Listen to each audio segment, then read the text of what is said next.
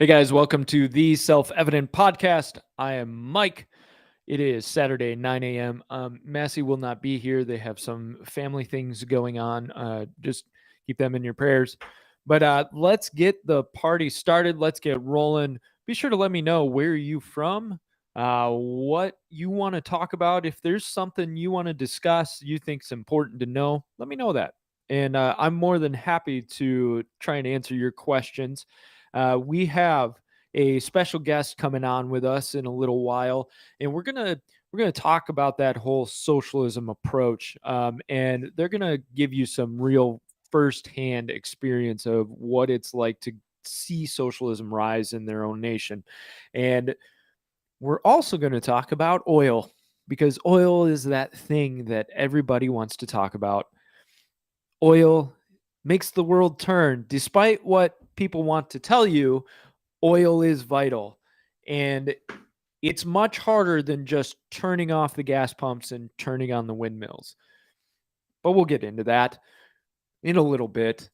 Before that, be sure to share, be sure to like, be sure to comment. And I mean this, actually comment, actually like, actually share. Don't just say, well, other people will do it. You need to do it as well. Why is this? Because it helps and it gets the word out to other people.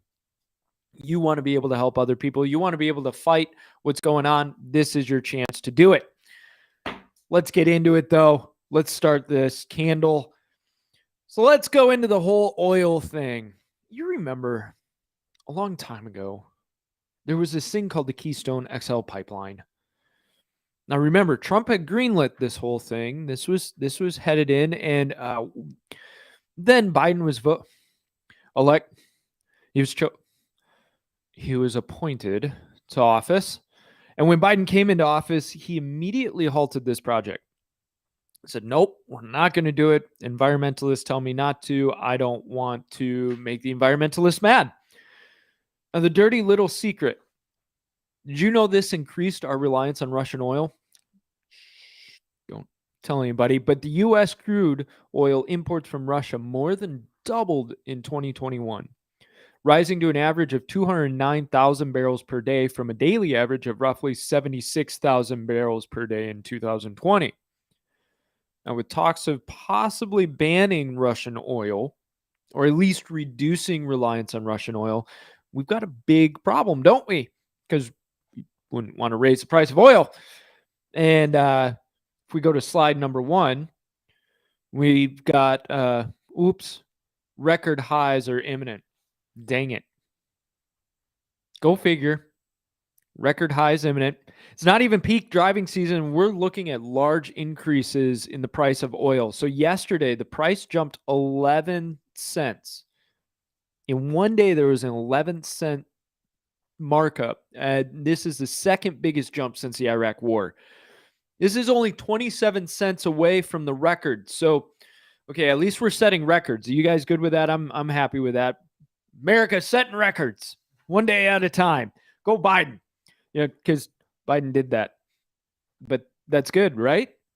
This matches well with food prices. This is good. The cost is going up, so therefore, wages are going up, all of that. No, it's not good. So what's our solution? How about buy from Iran? That sounds like a really good idea. We've only had our enemies in Iran since 1979? And now's the time for us to buy from them because since we've decided to try and resurrect the Iranian nuclear deal, we hope to finalize this quick, and then Iran can start producing oil for the global market. So when asked about this or opening the Keystone XL pipeline up, Pete Buttigieg said, look, the president has said that all options are on the table. But we also need to make sure we're not galloping after permanent solutions to immediate short-term problems where more strategic and tactical actions in the short term could make a difference, he responded. You see what he did there? He said permanent. We don't want to go the permanent route. Let me ask you, which do they think is more permanent? A pipeline or allowing Iran to sell some oil? In other words, we're more likely to start purchasing oil from another nation that we've sanctioned and been at proxy war with for decades than to build a freaking pipeline. This is ridiculous. This is ridiculous. And we look at Russia and we go, well, we need to ban your oil. So we're going to have to purchase more oil. Well, who else has oil? We're mad at Russia. Usually we're mad at Iran, but right now we're more mad at Russia. So we'll stop with Russia and we'll go to Iran and we'll purchase from Iran. The whole reason that we're trying to stop buying oil from Russia is because we don't want to fund their war. So we'll fund the terrorist organizations and the proxy wars. Do you see what's going on here? And I don't want to get into the swamp of just pointing the finger at the administration saying everything they're doing is wrong. Now, I can't pick a whole lot that I agree with, but what I'm trying to point out here is there's no solid principled solution. Anytime in your life you have a problem or an issue, it is the principled solutions that will solve that problem. And the beauty of it is you stay consistent through that. Instead of going with the wind, doing whatever you feel you need to do, because 5 years down the road, you're scratching your head going, well, maybe we shouldn't have done that. You stay principled. Now, I want to get into this whole Russian thing for just a second, because there's this event going on of let's ban Russia from everything. Let's ban their TV stations. There was a Russian opera singer who supported Putin. So the opera she worked for fired her and replaced her with a Ukrainian singer. Do you notice that this is just the same old politics, but on a different situation? Do you notice that? Let's instead of Russian opera singer, I don't think this would actually exist, but Trump supporting opera singer. We saw this type of stuff happen where a Trump supporter was removed from something purely because they had come out and spoken in favor of Trump. Now, I'm not saying I support Russia, not by any means, but I really don't want to go down the road of censorship.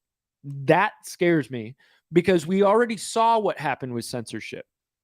So let's not get passive and get quiet just because, hey, well, yeah, I don't agree with that guy. So whatever, take him off.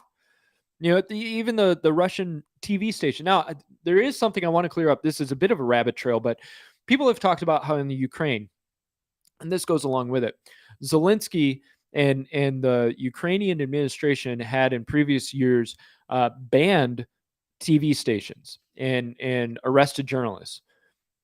That's not wrong. The TV stations were Russia-supported, Russia-backed, pro-Russian TV stations. Now, as far as the journalists and the disappearances and all of that, seems to happen more in the eastern section, which is more under pro-separatist, aka Russian, pro-Russian control. However, I'm not going to carry water for the Ukrainian president and the administration and say, yeah, well, they're a bastion of freedom. Now, what I will say is, boy, haven't we done similar things here? We're not clean. We're not perfect. We're not innocent in all of this. Every country makes its mistakes. Not even mistakes. Sorry, bad word. Every country makes its evil, awful choices and should be held accountable for that. But what I think is interesting is that whole banning. So if we look at the idea of banning stations and all of that, it happens when you're afraid of the other side's information. And personally, I'd rather go toe-to-toe with information than allow somebody to be censored so that my side gets more exposure, because my side will get censored at some point. And we've seen this time after time. You see these people who push for censorship, and they're like, yeah, we need to censor. And then they end up getting banned for something they've done because they will eat their own at some point. And this is a collectivist type mindset. This is something that we really have to be wary of. I'd rather fight it out in the arena. And we can get into this more in another episode, but it's something to pay attention to. Don't go along when you hear about Apple and Google and other payment systems shutting down payment options for Russian citizens. There's probably a part of you that says, yeah, stick it to the government. But let me ask you this. When was the last time that heavy sanctions actually changed course for an administration? Now, you may think of something, and please tell me if you do, but I can't think offhand a country that was suddenly like, you know what? All of these sanctions you put on me, you're right. I totally missed it. I am so sorry. I'm going to amend this. I'm turning my ways. My labor camp doors are opening. I'm letting the people free. No. They just become more despotic. They become more powerful in their thought process in terms of we won't back down. See, we're being attacked. We're being attacked through the economy. And if you've noticed, Putin hasn't exactly said, well, maybe we can rethink this whole thing. Instead, they've actually come out and said, look, this was a Cold War for decades. It's time for a hot war. That tells you right there where they're willing to go, how quickly they raised their nuclear threat level.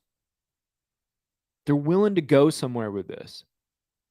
Now, that's why Massey and I last week were talking about America doesn't need to get involved. I really chafe at the interventionist idea. You may not agree with me. That's okay.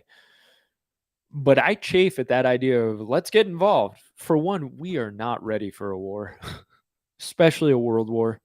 We're not ready for Russia and China. And Iran would join in, and North Korea would join in. And Europe is a mess in terms of morale, self-identity, which is so important in a war. In terms of military readiness, Europe's a mess. We're a mess. And China and Russia are they're not on stable footing, but they're ready for a fight because when countries get desperate, it's time for a war. And so be very careful about pounding that war drum. And I guarantee you the war drum will start getting pounded louder in the upcoming months because nothing raises a president's approval rate faster than a war. And they know this. You notice COVID has now disappeared. It's the FDA or the FDA, the feds are now saying that, well, maybe we should lift mask mandates on the airlines. Did you notice the NFL has now suspended all of their mandates, their COVID mandates and restrictions? You know, all those players that they harmed their careers and hit them hard with fines and all of that. Well, you know, now we don't really care. But COVID's kind of slipping away. The economy's a mess. They'll have plenty of people whispering in their ears, hey, you want to know what's good for your economy? War. It'll unify the people. It'll bring us all together, push us forward. Maybe we need a war right about now. We've got to finally stop Russia. We've got to finally take it to China. Watch for those war drums and speak against them. That's something that'll unify. I don't think there are a whole lot of Americans that really have the stomach for war right now. We've seen too much. We've been involved in too much, and it's time for us to take a break. It's time for us to relax and get our own stuff together first. So that's my soapbox. This Keystone Pipeline. So one thing I want to note before we go to our guest, one thing I wanted to note on this Keystone Pipeline. Recently, a bill was introduced to bring it back online. 220 Democrats shot it down. It was basically a party line deal. And Matt Gaetz from Florida. Now, I want to explain his reasoning. I'm not saying whether I agree with him or not, but you've probably heard that Matt Gaetz said, no, I don't want to do this. And you'll get some Republicans that just say, see, he's a Democrat. Let me explain his reasoning. Again, I'm not saying for or against. I want you to decide. So this is what it said. He said, The measure could open up the Northwest Florida coast to drilling, potentially impeding military testing and related missions that take place east of the military mission line. Now, when he was asked more about this, or when his office was asked more about this, they had a little more clarification. They explained the congressman's concerns to the Epoch Times. Although the bill doesn't specifically authorize drilling near Gates's district, it keeps the president and his cabinet from freezing the new drilling lease sales on federal land or water. Any withdrawal of those federal holdings from drilling would have to be authorized by Congress. Spokesperson said this language could be used to undermine a September 2020 memorandum from Donald Trump extending the drilling moratorium off Florida's northwest coast until 2032. They said the congressionally approved moratorium is set to expire in June of 2022, referring to the original Gulf of Mexico Energy Security Act that made the area off limits for drilling. It would be foolish to respond to Russia's aggression by rendering America less capable to defeat Russia or anyone else, the spokesperson said.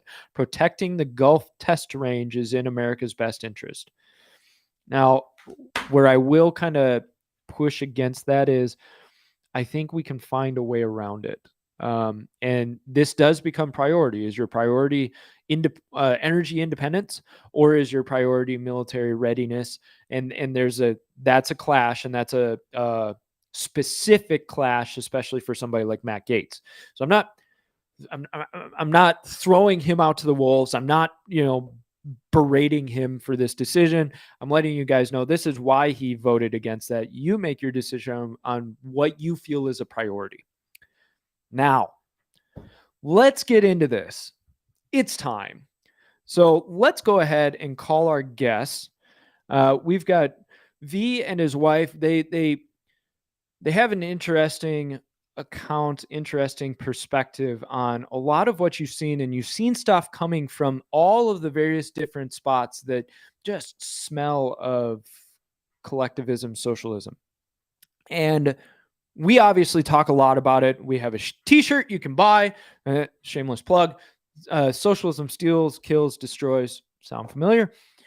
And it's really important to notice, okay, what's going on and why is it happening, so that then you can talk about stopping it. So Croft, let's go ahead and bring them in. Guys, how you doing today? Good. Good, thank you. Good.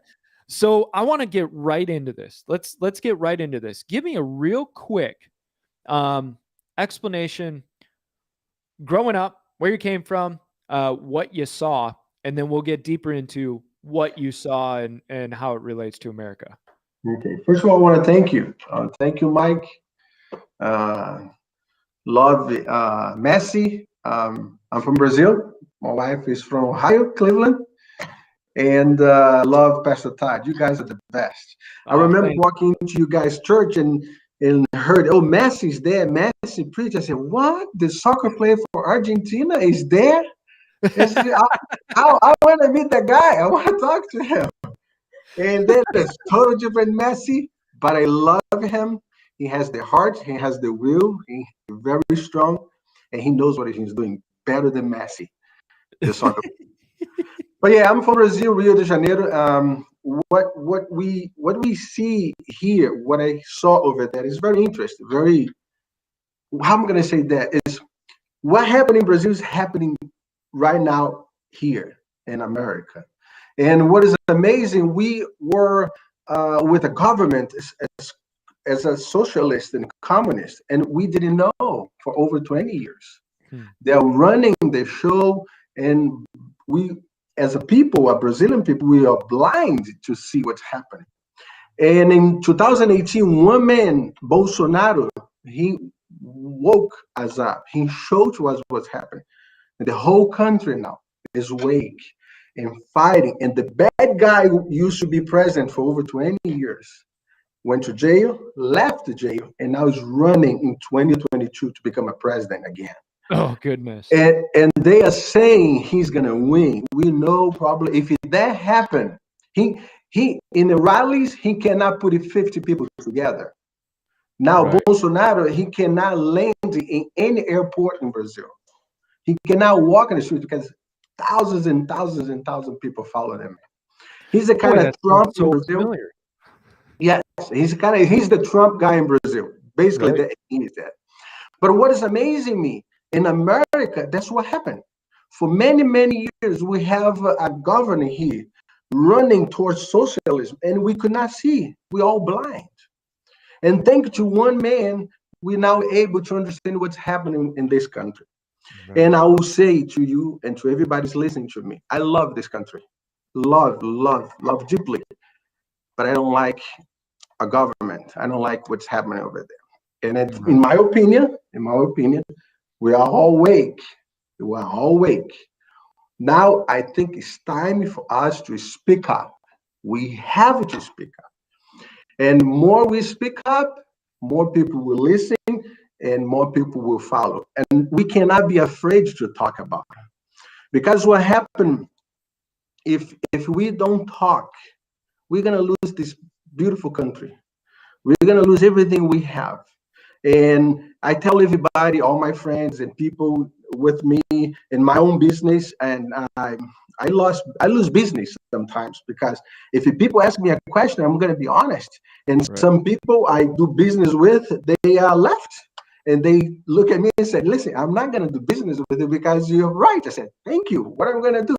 But I will tell you one thing: what God does, I lose that business, and 10 times more comes very, very after, because Right. God always will provide. We cannot be afraid to talk to family members, to husband or wife, to kids, to neighbors, if you're in school, to friends of school, even at work. If you have the opportunity to speak the truth, you have to. We are all awake, but we are quiet. And if we keep quiet, we're going to lose this battle. We have to talk. We have to say something. We have to speak the truth. What Bible says? God is the way, the truth, and the life. Every time we speak the truth, we bring Jesus present to that point, to that moment. And that is the beauty. If we speak the truth in any subject, God will be there and we will win this battle. But we have to do this. We have to start. And I love the church, Revival Church, because we have a awake pastor. He's just woke everybody. He is not afraid to speak up. And I see you, Mike, Massey. You guys are not afraid to speak up either. And now we have to multiply, Pastor Todd, you and Massey. I have to speak up. You just have to think if everybody starts to speak up. You don't need to Right. be perfect. You don't need to know everything. You just need to speak up. Say something. Say, this is wrong. That's enough. That's And enough. that's something that I don't think people understand well, because one of the things that happens is people are like, hey, I want to get by to get by.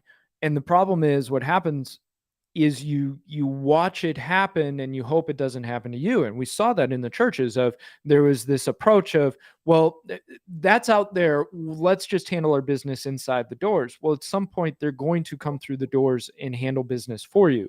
One thing that I want to ask you is in Brazil, what did you see in terms of the movement, that more socialist movement? What were they doing to take hold of different areas and pockets of Brazil? Like, what did you see in Brazil that you're also recognizing in the US? Yeah, they first all the middle class, the small business, they just cut them off. They just broke them apart, and they want to make people dependent on the government. And the government over there was feeding a lot of people, giving how you say, it was giving just the they give a box of food. They give the necessities, Right. rice and beans to all the people, and people was happy with that. They adjust themselves to that situation. They live happily with that situation. And for many, many years, this is what's happening in Brazil. And you can see this is happening right here in our eyes. And I think we thank you to God, we are awake and we can see that. And we cannot allow this to happen. But the only way, again, I'm going to say that we have to speak up. Wake, I'm telling you, the majority of this country knows what's happening. The majority of people know what's right and wrong. But the only problem, the majority is quiet. and we have to speak up. If we do that with God, we will win this battle. We're going to take this country back. We're going to put the right people in the government. And we're going to put the right people believing God and working for God to bless the people, this country, this nation. And Right. this nation will bless all the other nations. And Well, I believe that. that's one of those things that I don't think people realize, that when America was founded by colonists, right? When the Pilgrims and the Puritans first came over, their concept was, we're creating a new land for God to flourish, a new light on a new hill.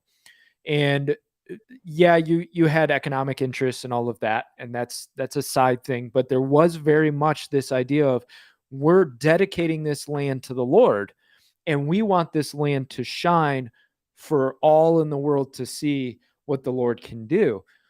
And how amazingly it's turned out that way.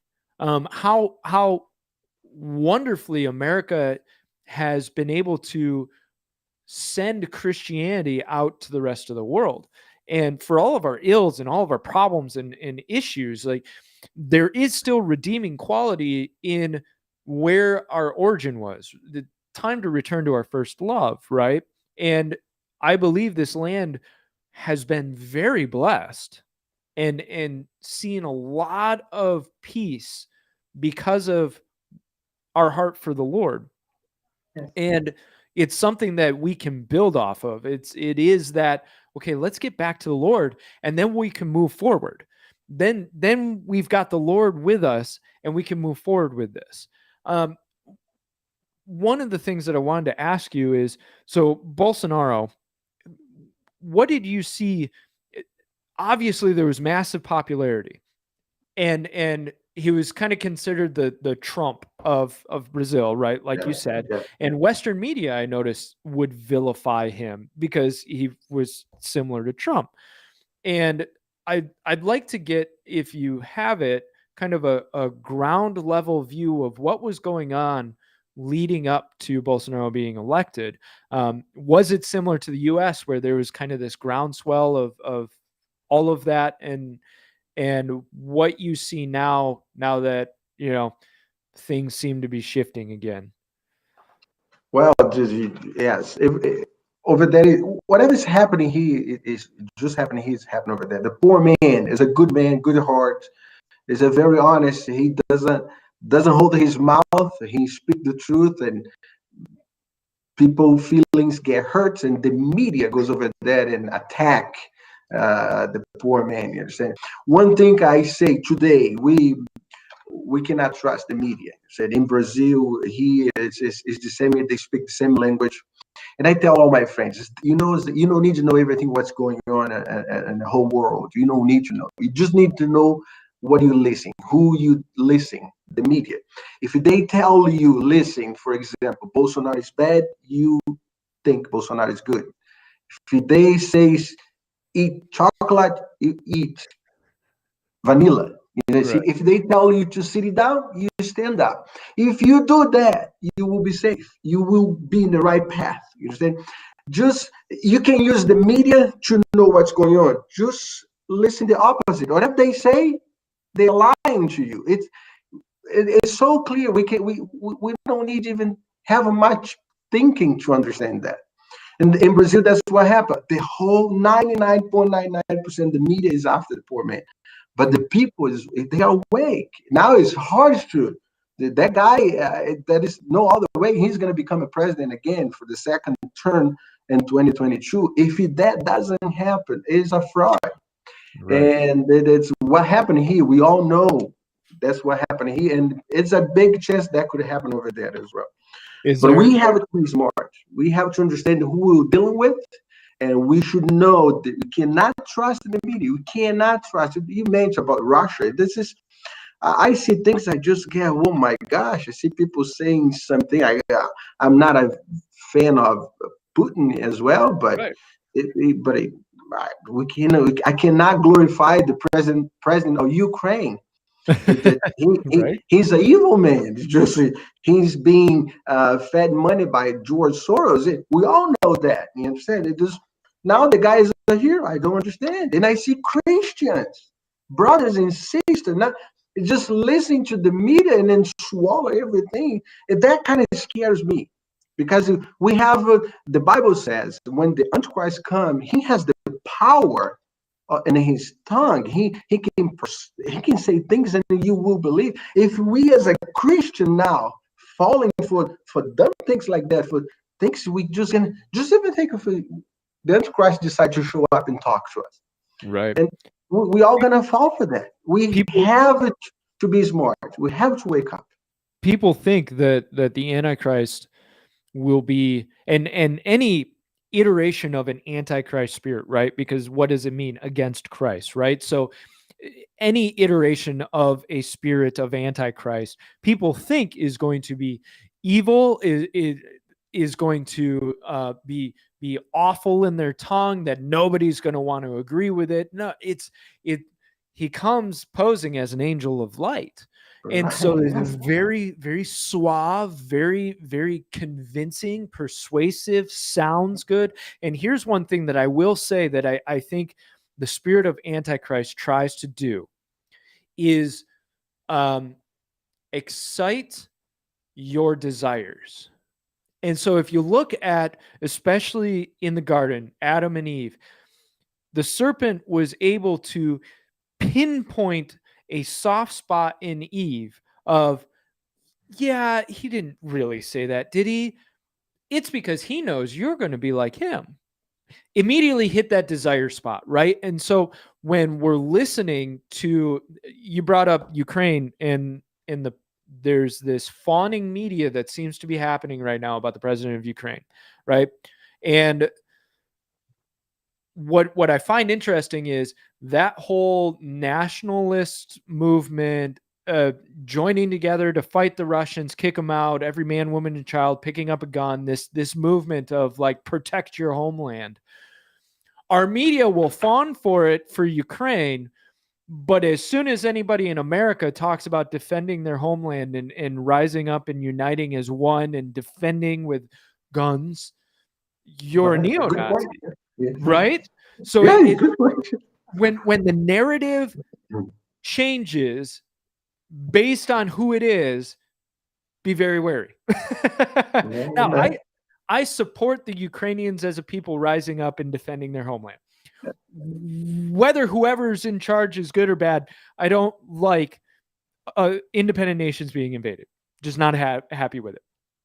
But I can still be consistent with that because I support them defending their lands. I support us defending our lands. And the beauty is we have the Second Amendment. We have something enshrined telling us we have a God-given right to defend ourselves. Ukraine doesn't have something enshrined saying you have a God-given right to defend yourself. So they're playing from behind. A lot of nations are. And you had brought up the whole Soros thing, and what concerns me is Soros, Davos, World Economic Forum, Klaus Schwab, all of this like intermingling of all of this stuff. It's so hard to tell, okay, what's global puppeteering and what's just global chaos, right? And it's a sad state of affairs when we can reasonably attribute, hey, are these global situations happening because people are pulling strings, And I just, to tell you for a second, I was watching something from Klaus Schwab from the World Economic Forum, and I'll consider it a righteous anger rose up within me.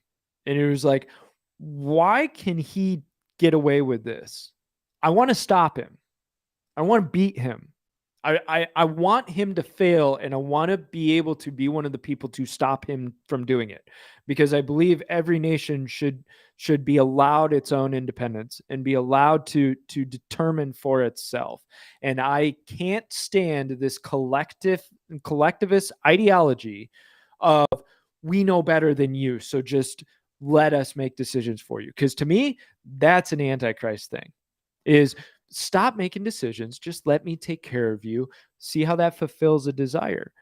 And so I'm going on this tangent because let's get into quick, like, what solutions, you said rising up and speaking, right? What are there any other solutions you see that Americans can implement in their own lives today to help defend against this type of creeping? That is easy. I'm gonna say something. I'm gonna say something quick to you. I have the privilege to travel all over the world, Middle East, Europe, everywhere. And I tell everybody I know, I tell, listen, we live in the best country and in the best states of the best country, Florida. Now I'm gonna say one thing. What we need to do, we are awake. Now we have to speak up. But the most important thing, the American people has to love the country back again. Right. What's not happening? We have to love. Love is the key for everything. America now is scared, is afraid. The American people, they are lost. You understand? But they are awake. It's a good start, and I believe in this country. I love this country, and I'm telling you, if you didn't have the privilege to go anywhere, I'm telling you, this is the best country. I came from Brazil, and I'm American. I love to be American. My family talks to me, hey, when you gonna? I said, mommy, brothers, I will die in this country. I love America, and I'm telling, America is perfect. No, perfect place is heaven with Jesus and God. But now we do have a great country. We are awake. We have to speak up. But the most important thing, the American people has to love the country back. The first love has to come back.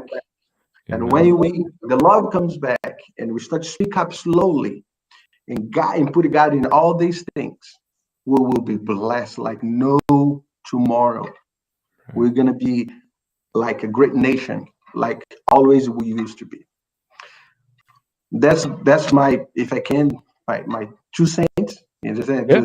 Just speak up and just bring the love. Let's love the country the way we Amen. used to love this country, Amen. and then everything is gonna be good. Can I mention something real quick? Yeah, absolutely. Please. I do talk to people a lot, asking them, how do they feel about what's been happening in the past 2 years? And people are afraid. People want to stand up. People want to rise up, but they don't feel they have power to do so. They're looking to a leader to help lead them. They also don't know the power that we have as Americans in our Constitution, our Bill of Rights. We need to have a re-education of what this country is about, because I think nobody really knows. They've just gone on their daily life every day. I'll be honest, I don't know everything in the Constitution and the Bill of Rights. I've been doing life for so long, going to work, going to church, doing these things, but now that we are coming up against something that wants to steal it underneath from us, we do need to re-educate ourselves and know the power that we have is the people and not the government. And I think that is something that we're lacking, because for lack of knowledge, we perish. And I think this is something that we, not just when we stand up, that is something we need to educate people. We're not trying to hit them over the head and tell them what they're supposed to do and rise up and do this and that, because sometimes in that causes division, and then people will take sides. And as a people, we have these inalienable rights. And that is what's going to bring us together. That's why we're the United States. We have the Constitution. We have these things. We have a power we're not using. Right. No, that absolutely. And I love that you say that, because it's so vital for people to actually know the truth. And we've got to get over this mindset that knowing the Constitution and Declaration of Independence is just stuffy old people conservatism. Yes. Because we picture American eagles, American flags, old white hairs sitting in a room with styrofoam cups of coffee, learning about the Fifth Amendment, right? Like it's and I'm one of my goals and missions is, okay, how do I renew interest in something so vital and make it fresh for people to where they realize how important it is for their own lives. I love that you said you were living life. which absolutely, you were living life, you were doing your thing, and now it's come of like, oh, I need to know this. I need to actually understand this.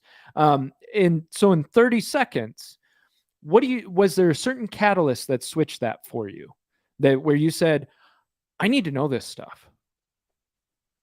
Because I saw my rights were being taken away, that I didn't have a voice. They were trying to stuff me down into a hole and make me believe that I don't have a right to stand up, making me try to think that, oh, I better be quiet, or what is the consequence of that? Because that's how that all starts, right? People are trying to push you down and tell you, you don't have a right, I'm in charge, not you, and you're going to listen to what I have to say, or I'm going to do this and this and this and take everything away from you, which by being quiet is actually giving them the power to do what they want and when they want and how they want. And that's not how we're set up to be as a country. Right. And I love that. It's, if you're silent, you're giving permission, you're allowing. That's right. And there is something to be said of, look, your silence allows people to continue to do what they want to do. At some point, right. you're just like V was saying, like, at some point you got to speak up. You have to actually make your voice heard. So, guys, I want to thank you so much for coming on. Thank you for giving your point of view. We really appreciate you. I'd love to have you back sometime soon. And keep fighting, right? Keep fighting for us. All right. Amen. All right. Well, thank you so much, guys. Thank you. Thank you. Have a blessed All right. day. Have a wonderful day. You Bye. too. God bless. Bye. So, guys, there you go. And I love hearing perspectives from people who've come from other countries, because it's really refreshing to hear, okay, what are the similarities, and then what can we watch out for? And if you notice, one of the things V really hit on was media. And yes, old conservative drum that we beat all the time. Don't pay attention to the media, the media, the media. There are news outlets and independent reporters who you can look to, not for the unvarnished perfect truth, but at least they're trying to get to the truth. Right now, major news media is not seeking out the facts. They're a narrative machine using facts for their narrative. And when you pay attention to something like even Fox News, you are receiving a narrative. And you have to be aware of that. It doesn't mean you can't get nuggets of truth, but all of those nuggets of truth will point towards a greater narrative. Find your independent news sources. Read those, weigh them against other news sources. And if you don't have the time for that, find a couple of voices that you trust to give you an overview of what's going on. You notice there isn't much talk about what Ukraine has done in terms of human rights violations right now. All you hear about Zelensky is he's this man standing up to Putin. Isn't it funny that Russia has become the enemy once again? Russia, Russia, Russia, Russia, Russia, Russia, Russia. I'm so tired of hearing about Russia. You know that if you look at a map, NATO has pretty much hemmed in Russia, and Russia has been complaining about this for years. And if you notice, Belarus and Ukraine are in between NATO and Russia. If Russia had bases all over Canada and all over Mexico, would you not be a little weary, a little nervous? And if, say, Texas were an independent nation and you had the chance to create a buffer between you and Mexico with all of these Russian bases, wouldn't you maybe take that step of, okay, what do we have to do to ensure that Texas will not become a Russian-based state? There is reasoning behind it. Now, is that the only reason? Is there more reason? Sure, absolutely. But look at more of the facts than just the narrative of Putin is evil and wants to reunite the Soviet Union no matter what. Is there an element to that? Maybe. Is there an element to imperial reunification? Maybe. Is there an element to NATO? Maybe. Lots of different elements, right? So we're going to go ahead and close this here on Show Out. Guys, I want to thank you so much for tuning in. Who is that? Hey, And I can't hear what he's doing, but and- love you guys. and if you are on SoundCloud, guess what? That was your fearless leader. You can tell him. Carrie she's out of surgery. You want me to tell him? Okay. Yeah, she actually sat up in a chair this morning. Good. Yeah, she's doing good. Cool. Yeah. So let me fill you in real quick if you're still paying attention, if you're on SoundCloud. So I had told you there were some family things going on. Carrie had to go in for emergency surgery. What was it, 2 days ago now? Yep. He said she's doing well. She's sitting up in the hospital. She got out of the bed into a chair. She got out of bed into a chair. So keep praying for her. She's getting better, recovering. Guys, we support the family. Prayers for the family, right? Feel free to reach out, give your prayers, your well wishes, your feedback of love. We're going to fight this all as a family and help her recover and get her back on track because we need her. This ministry does not run without her. I'm just telling you that. Could you imagine if Massey and I were in complete control of this? No. This wouldn't have lasted a week. So prayers go out for Carrie. Prayers go out for the Campos family. Guys, thank you so much for your love, your continued participation, your continued listening. I thank you so much for everything you do for us. And if there's anything we can do for you, please let us know. So until next time, guys, I love you. Have a great day.